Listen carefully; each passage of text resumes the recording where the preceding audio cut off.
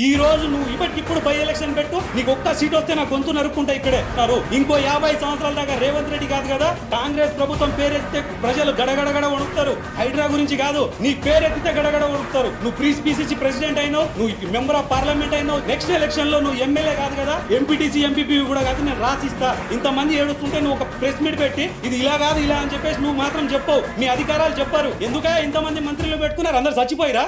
ఒక్క మంత్రి వచ్చి ప్రెస్ మీట్ పెట్టి పబ్లిక్ కి ధైర్యం చెప్పేటోడు లేడు. కేసీఆర్ లాంటి కరోనాలో 4 సార్లు గాంధీ హాస్పిటల్ తిరిగి పబ్లిక్ కి ప్రెస్ మీట్ పెట్టి చెప్తే ఈరోజు నువ్వు ఏసీలో కూర్చొని నీ మంత్రులందరినీ పీకాలను ఒప్పుకొని వాళ్ళని అందరినీ బ్లాక్ మెయిల్ చేసి నీ జేబులో పెట్టుకొని నువ్వు ఈరోజు మొత్తం నువ్వు ఒక్కని ఆడించుకుంటున్నావు. ఈరోజు విద్యాశాఖ ఏడుంది, పోలీస్ డిపార్ట్మెంట్ శాఖ ఏడుంది, అన్ని నీ దగ్గర పెట్టుకున్నావు. 7 నెలల్లో మొత్తం నువ్వు సెట్ చేస్తా అన్నావు. ఇప్పుడు సంవత్సరం కావచ్చింది, ఏ శాఖకు నువ్వు న్యాయం చేయలేదు. నువ్వు ఆడుతున్న ఆటలు ఇక్కడ కీలు బొమ్మలు ఎవరు గారు. నువ్వు ఒకవేళ నువ్వు ప్రాజెక్టే చేయాలనుకుంటే 100,000 లక్షల మంది చచ్చిపోతారు. అది నువ్వు గుర్తుపెట్టుకోవాలని చెప్పేసి రేవంత్ రెడ్డికి చెప్తున్నా.